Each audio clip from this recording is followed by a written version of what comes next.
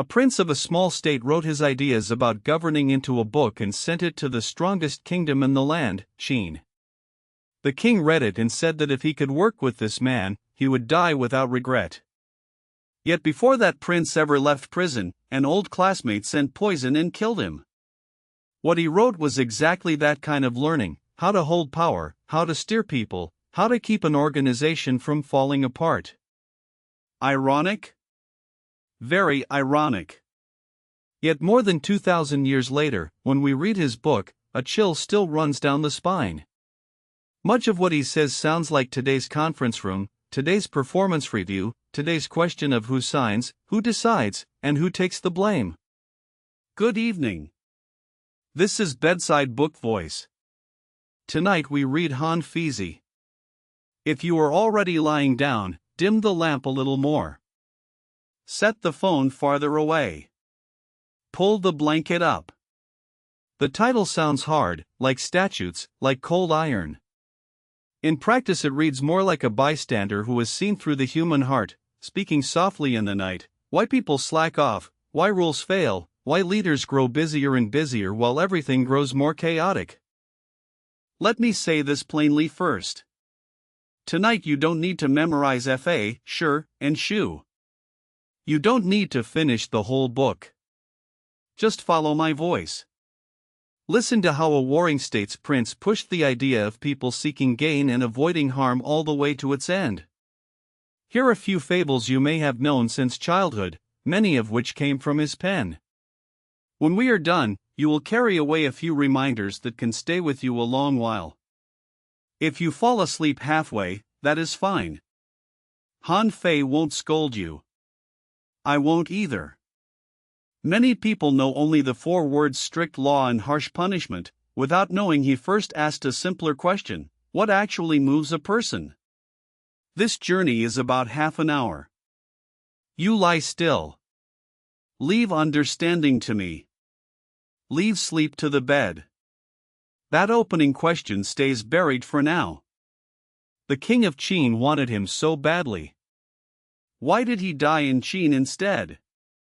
The answer hides in his cold observations about power and human nature. We will get there slowly. If you have heard our episode on Xunzi, you may remember the persuaders who stirred the realm with words. Han Fei's line traded eloquence on the tongue for lines on paper, for cold rules where crossing the line means bearing the consequence. 2 roads. One soft. One hard. In the late warring states, the hard road once pulled the whole world toward one shared standard of weights and measures. The book is called Han Feizi. Its author was Han Fei, also called Master Han, a late warring states figure from the state of Han, a member of the royal house, what people called a prince. He and Li Si were classmates. Both studied under Xunzi. Xunzi belonged to the Confucian line, yet he held that human nature tends toward selfishness and must be corrected through ritual and law. Han Fei pushed that road to a colder, harder end. Not moral persuasion, but clear reward and punishment, so people had no choice but to do what needed doing. The book was not written start to finish by Han Fei alone.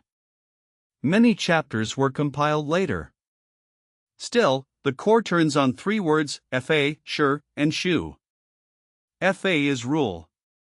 Shi is the coercive force that comes with position. Shu is the ruler's art of steering ministers. Use all 3 together and later ages call it legalism. Han Fei is its great synthesizer. Han Fei lived when 7 states fought for dominance.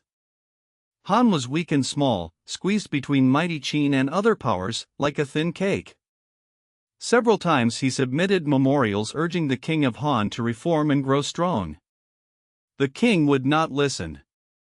Han Fei wrote solitary indignation, saying he had talent with nowhere to use it, like a man talking to an empty wall. Later Qin attacked Han.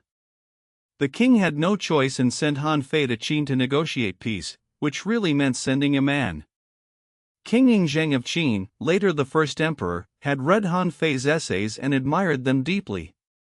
Yet once Han Fei reached Xianyang, before he truly held power. Li Si, Yao Jia, and others warned the king. Han Fei was of the same royal house as the king of Han. He could not be trusted. The king put Han Fei in prison. Legend says Li Si feared Han Fei would surpass him if released, and sent poison inside. Han Fei died around 50. He taught how to hold power, yet died inside power's machinery. That's history, not fable. When you read his book, you needn't make him a saint. Take him as a mirror. Han Feizi isn't short. It has inner storehouse sayings and outer storehouse sayings, like a collection of stories. It has the difficulties of persuasion and solitary indignation, like personal testimony. It has the two handles, having measure, and measuring the heart, like an operations manual. Inner and outer storehouse sayings literally mean stories told at home and stories told abroad. In truth, Han Fei used the past to speak to the present, turning the schemes of court, harem, and marketplace into small fables. The self-contradicting spear and shield, the man who filled the ranks without playing, you probably heard those as a child, and most likely they are here. The difficulties of persuasion and solitary indignation sound different, like someone writing a resume at midnight that no one reads, a plan no one approves, talent with no outlet. The two handles and having measure read like a checklist for rulers, how to split reward and punishment, how to hold the right measure. You needn't chew the table of contents like hard bread. Tonight we listen like a story and string the most important pieces together. After that, when you open the original, not every page will feel like cold iron. Reading Han Fei, your first gate is human nature. He isn't like Mencius, saying people are born with a heart that can't bear others' suffering. He isn't like some Confucians who treat Yao and Shun as models anyone can copy. Han Fei says plainly, people seek gain and avoid harm. That doesn't mean people are born evil. It means people keep accounts. Reward arrives and they work. Punishment arrives and they dare not act out. When reward and punishment are unclear, everyone runs their own calculation. By day at work, attendance, performance reviews, year-end bonuses, all test this sentence. Human hearts didn't turn bad. Incentives did. Han Fei states it plainly, ministers serve the ruler not from love but from interest. If the ruler thinks ministers will loyally serve on their own, that is like thinking children will tidy their rooms without being taught. Sometimes it happens. You can't rely on it. That sounds cold. Han Fei isn't teaching you to become cold-blooded. He is teaching you not to push in the wrong place. If you lead, don't preach feeling while failing to deliver. If you are an ordinary person, don't only blame others for lacking loyalty. First ask whether the rules align loyalty with interest. Before sleep, think of one thing today that should have been done but nobody did. Ask, was there no benefit in doing it and no cost in skipping it? If so, Han Fei would say don't blame the person. Blame the mechanism. He also speaks of trustworthy reward and certain punishment. If you promise reward, reward must land. If you promise punishment, punishment must land. Reward without trust and people stop striving. Punishment without certainty and people stop fearing. If you are a boss and the bonus promised at year-end arrives half a year late, that hurts more than no bonus at all. Han Fei calculated that account 2,300 years ago. Sure, and Shu can't lean on one leg alone. Law without position makes paper. Position without law makes personal rule that dies when the person leaves. Technique without law turns into conspiracy and the organization can't last. Like three pillars. Remove one and the roof tilts. By day, look at a team. If the system reads beautifully yet nobody can decide, sure is weak. If the boss changes rules on impulse and breaks promises, FA is hollow. If everyone studies the boss's mood instead of the customer, Shu has defeated law. Before sleep you needn't diagnose your workplace. Just ask, in my small corner, which pillar is most missing? The second core idea is Fa, law. For Han Fei, law isn't a vague notion of rightness. It's written clearly, published openly, and obeyed equally above and below. He says, law doesn't favor the noble. The plumb line doesn't bend for the crooked. A man of Zhang buying shoes measured his foot at home, forgot the measure at the market, and would rather go home for it than trust his own foot. Han Fei used this to mock those who cling to old law and ignore actual conditions. Deeper still, he says law must be executable and testable, not empty slogan. Law must be clear so people know where the boundary lies. It must be enforced so crossing the line brings consequence.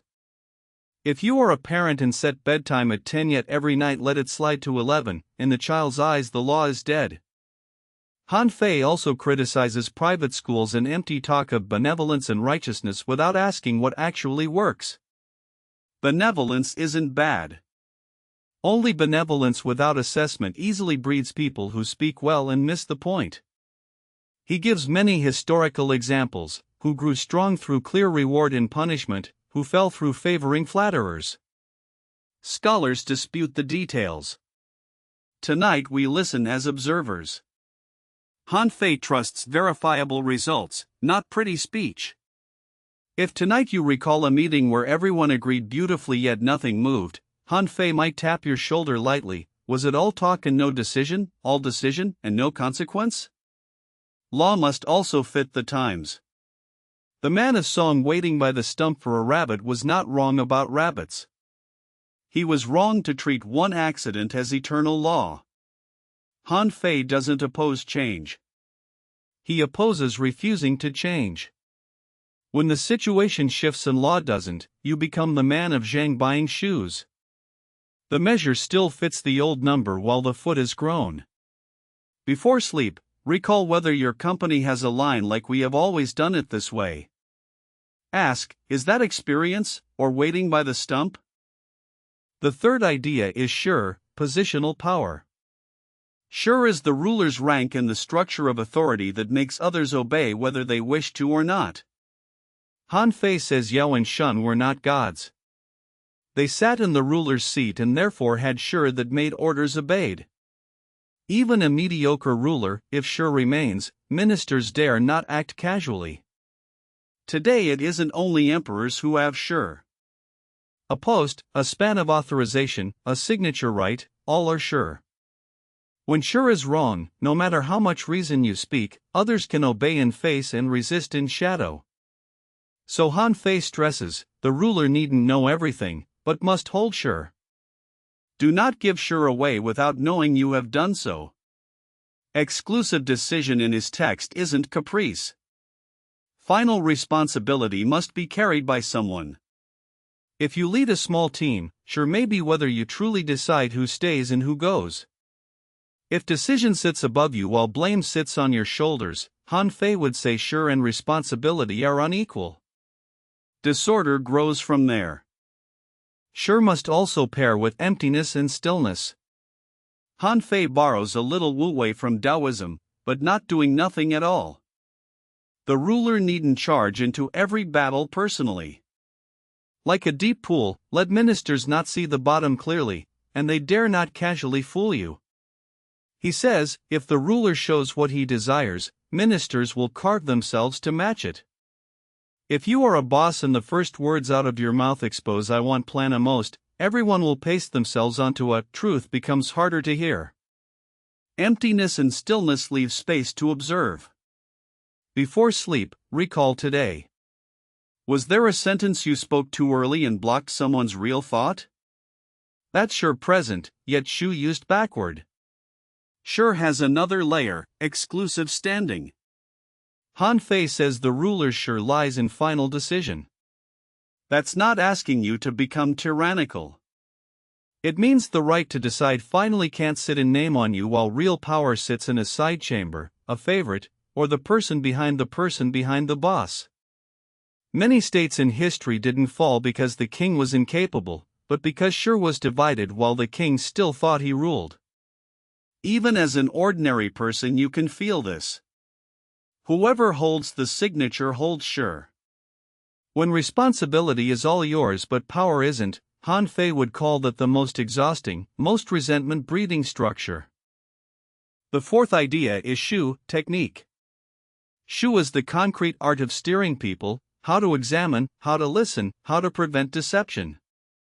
Han Fei speaks of canyon, checking words against deeds and comparing with results. In The Difficulties of Persuasion, he writes about how hard it is to advise a ruler. You are right and the ruler may lose face. You are wrong and you may lose your head. So Shu includes first learning what the ruler fears and wants, then opening your mouth. That sounds like Xunzi, but Han Fei is colder. He talks less about speaking into the heart and more about not letting ministers deceive you. Shu also includes the two handles, punishment and favor, penalty and reward, the ruler's two grips. Han Fei says, when the power to kill sits in hand, ministers fear authority. When the power to reward merit sits in hand, ministers welcome gain. With both handles, the ruler is honored. Without them, the ruler is diminished. You needn't be a monarch. Whoever manages people has two handles, criticism and praise, demotion and opportunity, cutting performance pay and raising salary. If the handles sit in someone else's hands, you are leader in name and can't truly command. Han Fei also discusses the 7 techniques and 6 subtle signs. The names sound obscure. The meaning is close: guard against small beginnings.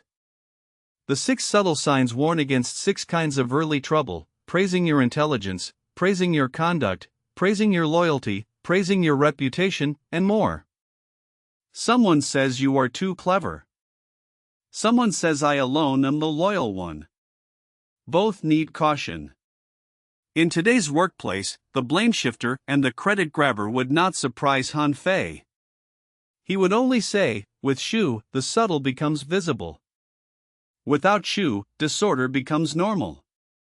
Among the 7 techniques are must punish to show authority and must reward to show merit. Punishment should let everyone see why. Reward should let everyone see why. Mystery in reward and punishment breeds guessing, not respect. There is also let many assist their desires and share the same interest under one rule, rather than each building a little hill. If you manage a project, clear milestones and clear acceptance standards beat shouting about ownership every day. Ownership isn't shouted into being. It's verified into being. The book holds many fables you have likely heard. The self-contradicting spear and shield. A man of Chu sold spears and shields, saying his spear pierced every shield and his shield blocked every spear, until someone asked one question and he could not answer. Han Fei used this for name and reality not matching. Words can't inflate without limit. Systems can't fight themselves. The man filling the ranks. King Qin of Qi wanted 300 men blowing the U together. Mr. Nanguo could not play and hid in the crowd. When the king switched to having each play alone, Mr. Nanguo fled. Han Fei says use people only where you can trust their skill. Filling ranks works when the assessment method is wrong. Buying the casket and returning the pearl. A man of Chu sold jewels in an ornate box. The man of Zhang kept the box and returned the pearl. Han Fei mocked putting the branch before the root. Sometimes we spend too much force on process, on slides, on report form, and lose the pearl that should have been delivered. There is waiting by the stump for a rabbit. A man of Song found a rabbit that ran into a stump and died, then stopped farming and waited every day for the next. Han Fei used this for clinging to old law while guarding an empty name. What worked once isn't forever. 3 men make a tiger. One person says there is a tiger in the market and you don't believe. 2 and you hesitate. 3 and you believe.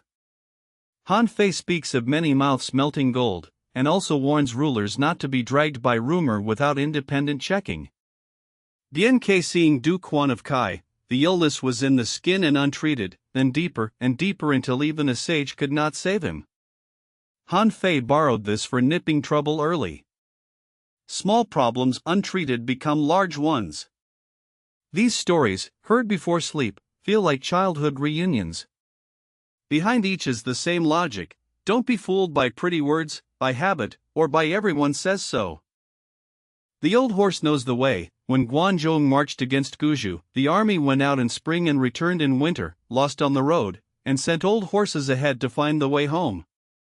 Han Fei used this for following experience, but also asks whether experience still fits the road now.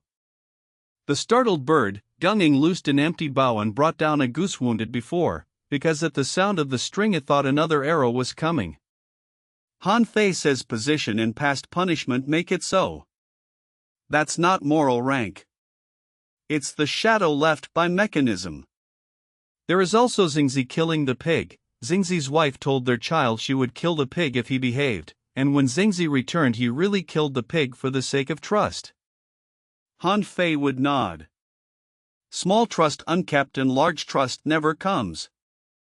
If family works this way, how much more must reward and punishment in a state be trustworthy? Scattered through the book, these tales read like a bedtime fable collection, each tied by a thread to Fa, Shi, or Shu. Han Fei and Confucius are two roads. Confucius speaks of rule through virtue, hoping the noble person transforms the small. Han Fei speaks of rule through law, believing self-discipline alone can't be trusted and institutions must do the work. Confucius says ruler as ruler, minister as minister, also naming roles. Han Fei also names roles, but stresses that names need reward and punishment behind them. It's not black and white. In life, good organizations often have virtue on the surface and law in the bone, values outward and clear bottom lines inward. Reading Han Fei needn't make you hard. It only shows that slogans without consequence grow hollow. Reading Confucius needn't deny Han Fei. Before sleep, think with the Analects. By day, managing affairs, sometimes you need Han Fei's question: do the rules have teeth? Compared with Mencius, Mencius says the people are most precious. Han Fei also cares about the people, but by a different path. Mencius wants benevolent government. Han Fei wants farming and warfare, meaning a strong state needs solid agriculture and solid arms, and empty-talking scholars must be checked. That sounds utilitarian. In the warring states it was a survival question.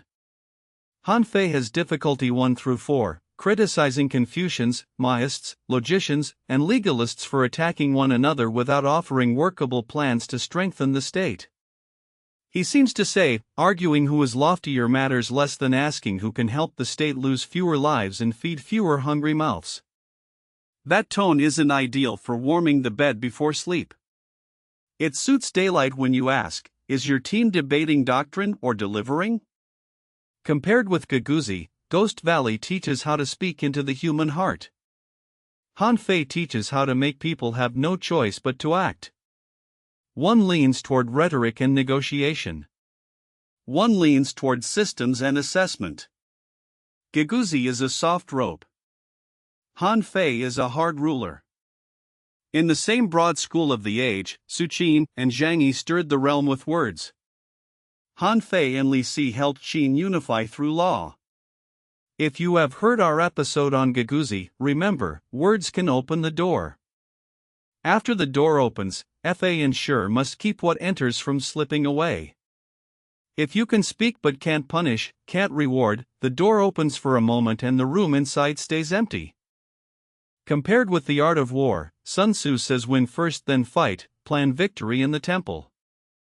Han Fei says govern before disorder, establish law in ordinary times. Sun Tzu faces the enemy state. Han Fei faces his own ministers and people. One looks outward. One looks inward. One asks how to win battles. One asks how to keep an organization from rotting from within. Lay the two books together and you are closer to a full manual for a strong state. If you have heard our episode on Sun Tzu, tonight you can treat Han Fei as the attendance sheet in military order after the temple calculation. Strategy can be right. Execution still depends on Fa, Shi, and Shu. Han Fei also speaks of the ruler doing nothing while ministers act. That sounds like lousy, but the meaning differs. Lousy wants to follow nature. Han Fei wants to follow the nature of law. The ruler speaks less so ministers act by law, not by mood. When the ruler grabs every thread personally, ministers stop carrying responsibility and the ruler exhausts himself. That's oddly close to modern talk of delegation and accountability. Give authority out and give assessment out together. Only delegate without accountability and you raise Mr. Nangua. Only hold people accountable without giving authority and you become the man waiting by the stump. In having measure he also speaks of weights and measures. When the scale is true, trade is trusted. When standards are true, orders work.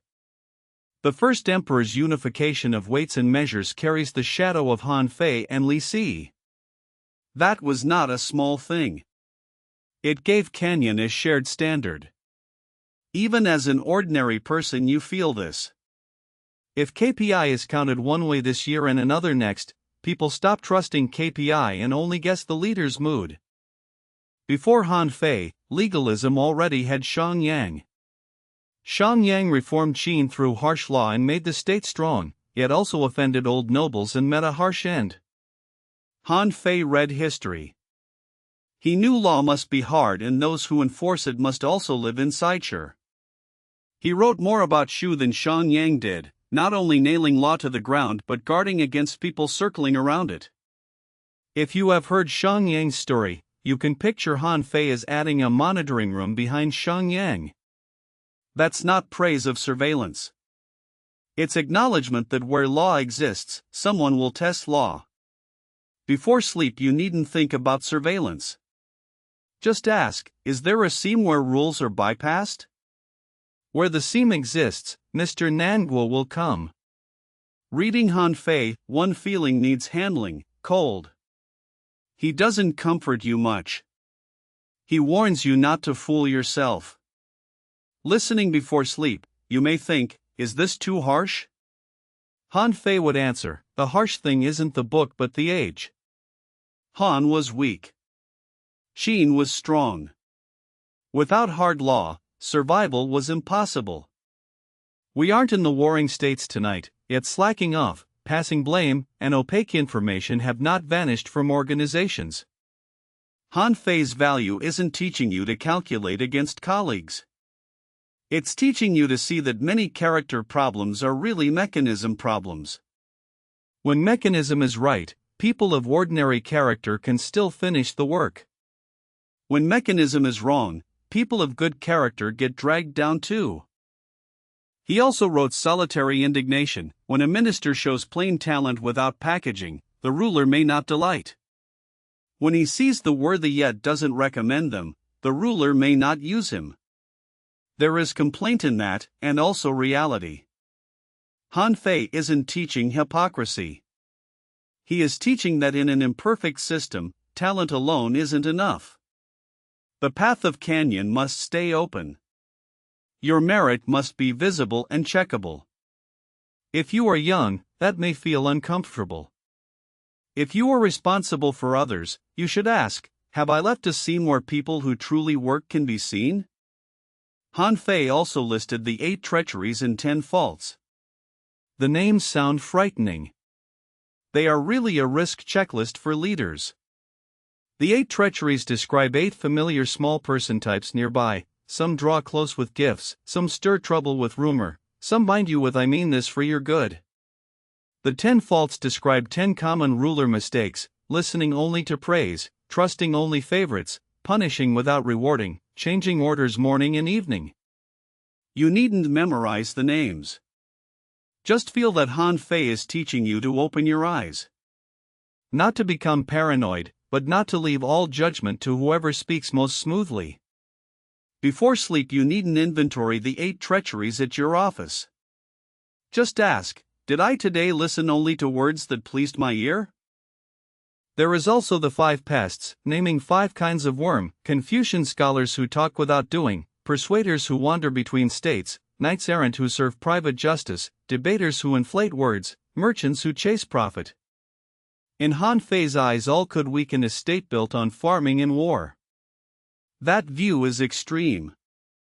Read it today with a discount. He was urgent because Han was dying, not because he wanted to label modern people. Still, one point is worth thinking about before sleep.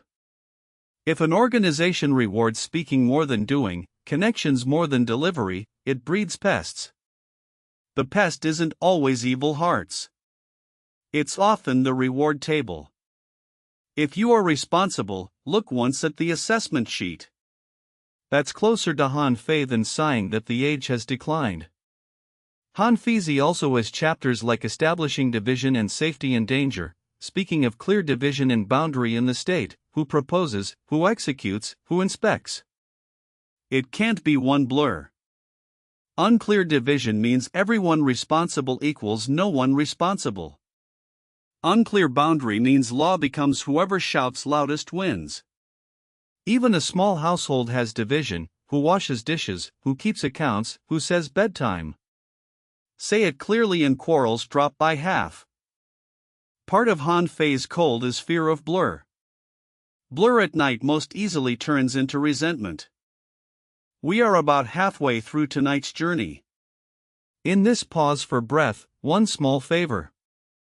If this voice kept you company tonight, please tap like and subscribe. Think of it as leaving a small lamp on for me in the night. You needn't sit up. One finger is enough. Good. Let us continue with Han Fei. Next, I want to gather Fa, sure, and Shu once more so that after sleep you remember more than cold. Fa, remember, write clearly, treat alike, and when you speak, count. Sure, remember, whoever holds position and power holds responsibility on the same shoulder. Shu, remember, listen to words, watch deeds, and let reward and punishment truly land on the body. One more line, the 2 handles, punishment and reward. Lose one and the other hand grips poorly. You can carry away only one sentence. Before sleep, ask today, which role was like the man of Zhang buying shoes, measuring the size at home while forgetting his foot?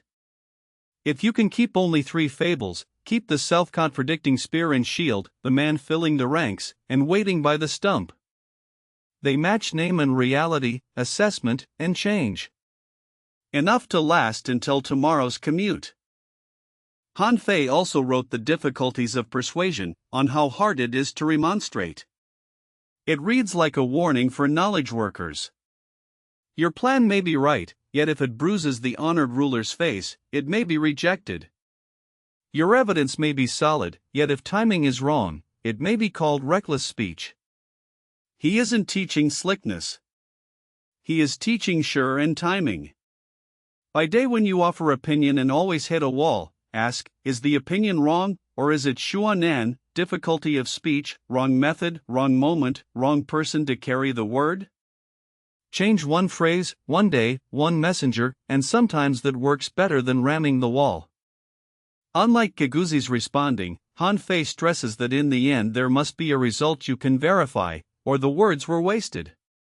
Li Si later became Chancellor of Qin, helped unify the realm, and also carried the blame for burning books and burying scholars. He and Han Fei were classmates, yet sent poison into prison. That's not the necessary end of legalist theory. It's tragedy where sure and private interest intertwine. When reading Han Fei, take Li Si as counterexample. Learning can share one gate. The road needn't share one shadow. Whoever holds the handles, if he uses law without canyon, turns good law into cruelty. Before sleep, you needn't judge Li Si. Just remember, Fa, sure, and Shu should straighten affairs, not silence mouths. Han Feizi influenced later ages enormously. Li Si used its learning to help Qin unify, and govern Qin with legalist logic. Harsh punishment, centralized power, unified weights and measures and script, all carry legalist shadow. Qin fell in the second generation. Later ages often put the bill on legalism, saying harsh government bites harder than a tiger. Look fairly, Han Fei himself didn't live to see Qin unified. Qin's cruelty was legalism pushed too far, and also sure concentrated in one person while Shu became hiding truth from above. Not every line in Han Fei's book leads there. Reading classics, learn to split theory from practice. Theory asks about mechanism. Practice asks who uses it and how far. You needn't defend Han Fei. You needn't condemn him in one stroke. Just see that any good mechanism, used only to punish without reward, only to press without teach, will turn sour. Compared with Su Shu speaks of morality, benevolence, righteousness, and ritual, placing technique after rooted virtue. Han Fei puts Shu, Fa, and Shu up front because he faced a state about to perish. One is like breathing for a long run. One is like stopping bleeding in emergency. If you have heard our episode on Su Shu, you can listen to both. Inner control through benevolence, righteousness, and ritual. Outer control through Fa, Shi, and Shu.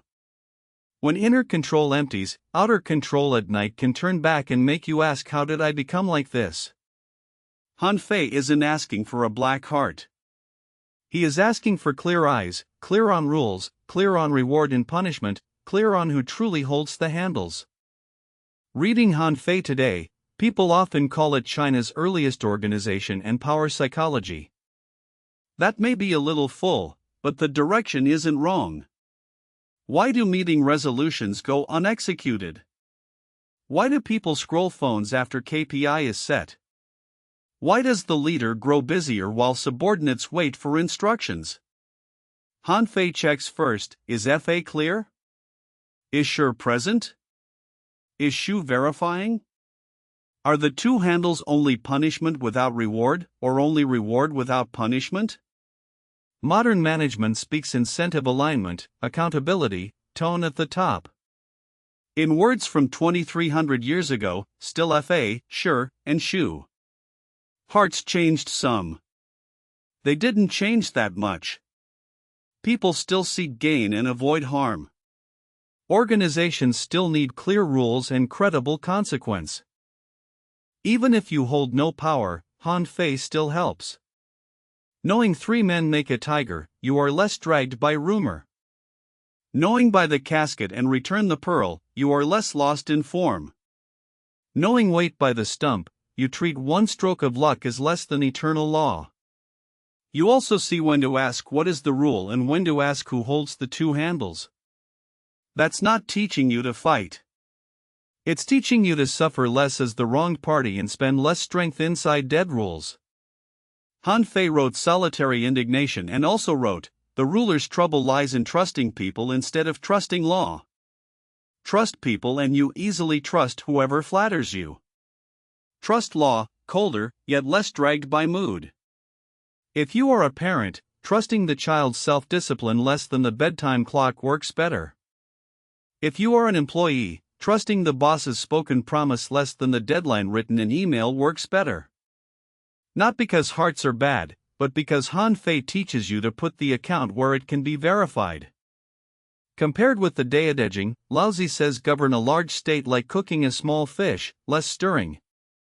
Han Fei says govern a large state like repairing a clock, every gear must fit. One leans soft. One leans hard. Laozi suits loosening before sleep. Han Fei suits tightening screws by day. Read both and they don't conflict. Loosen to sleep. Tighten so tomorrow isn't wasted. Compared with Mencius's benevolent government, Han Fei's farming in war sounds like only grain and weapons matter. In the context of a weak state, he was really asking, survive first, then speak beautifully. If you have heard our episode on Mencius, remember he said the people are most precious. Han Fei would add, if the people are precious, let them know which acts bring grain and which bring penalty. Empty cries of honoring the people, without fixing law, leave the people suffering still. Han Fei never succeeded in reforming Han in his lifetime, yet died in Qin because talent aroused jealousy. The opening loop can close now. Why did the King of Qin want him and also kill him? Want, because the writing could govern a state. Kill, because of sure and suspicion. He was of the same house as the King of Han and too capable. In the eyes of Li Si and others, threat outweighed value. Han Fei taught the ruler to remove private interest.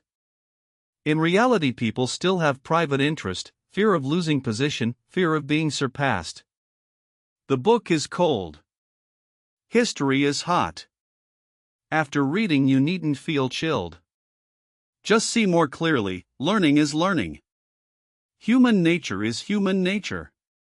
Use FA, sure, and Shu from the book to repair yourself and straighten organization, not to harm people, and Han Fei's cold becomes a kind of clarity.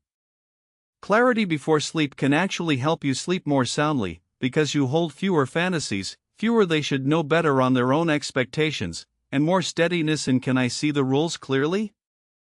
If you have heard our episode on the Analects, you may remember when names aren't correct, speech doesn't go smoothly. Han Fei would add, even when names are correct, reward and punishment must keep pace or speech still won't run straight. If you have heard the Book of Changes, you may remember change. Han Fei would say law must change with sure too. Only waiting by the stump catches no rabbit. Classics can confirm one another. You needn't choose one and reject the rest. Tonight you need only feel that among Chinese classics there was already a line asking how to keep organizations from rotting from within. Han Fei is the hardest and most detailed branch of that line. You may ask, reading Han Fei before sleep, will I grow too awake to sleep? My suggestion, don't memorize statutes before bed. Carry only the asking of FA. That asking is light. Today, where did reward and punishment fail to keep pace? Today, which sentence used Shu rightly and which used sure backward? Ask and stop.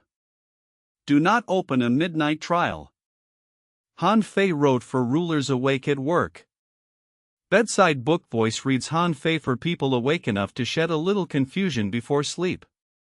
Cold is for daylight clarity. Once clarity is enough, let the mind clock out. If you still feel the hardness, think of Xunzi killing the pig.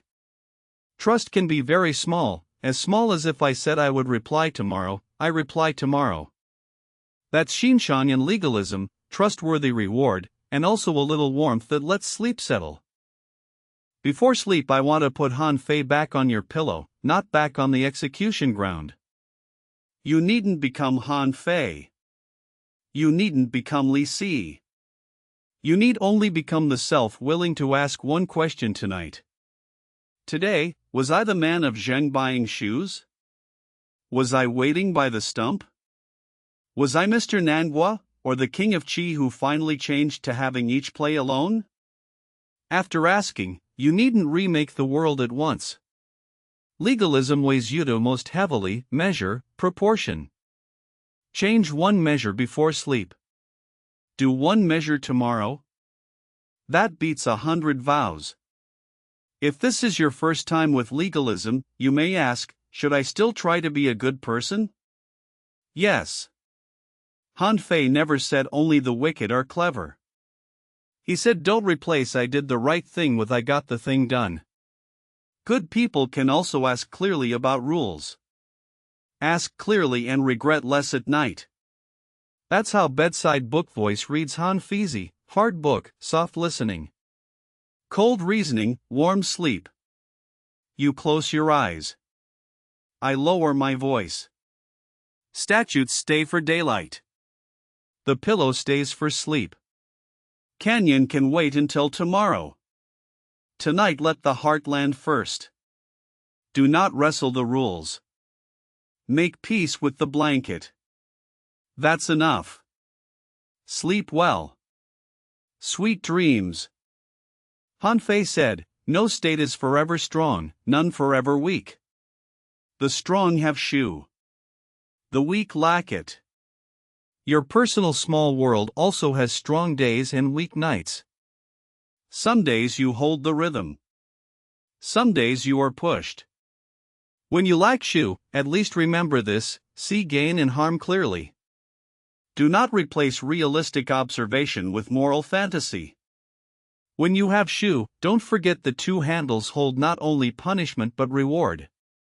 Punishment alone makes people hide. Reward alone makes people drift. Clear reward and clear punishment aren't cruelty. They tell people what will be seen and what will have consequence. When you are seen, the heart settles. When consequence is clear, action straightens. One last layer, gathered into sleep. Han Fei won't tell you gentle little stories, but he can help you sort the day's tangle into a few lines: rule, power, verification, reward and punishment. Once the lines are sorted, the mind needn't keep meeting inside the blanket. You can treat Han Feizi as a cold mirror. By day it reflects the organization. Before sleep it reflects yourself. You needn't reflect until you can't sleep. Reflect until tomorrow I can change one small point is enough.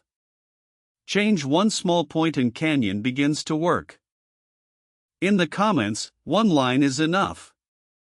Among Han Fei's many fables, which do you most want to carry away, the self-contradicting spear and shield, the man filling the ranks, or waiting by the stump? I would like to see which tale helps people sleep most steadily. You are also welcome to subscribe to Bedside Book Voice and tap the little bell. Next time we can read Xunzi and see how the first great minister of the spring and autumn period put Fa into the markets of Qi, earlier than Han Fei, equally hard, equally real. Before good night, you need only lie still. This is Bedside Book Voice. Good night, see you in the pages.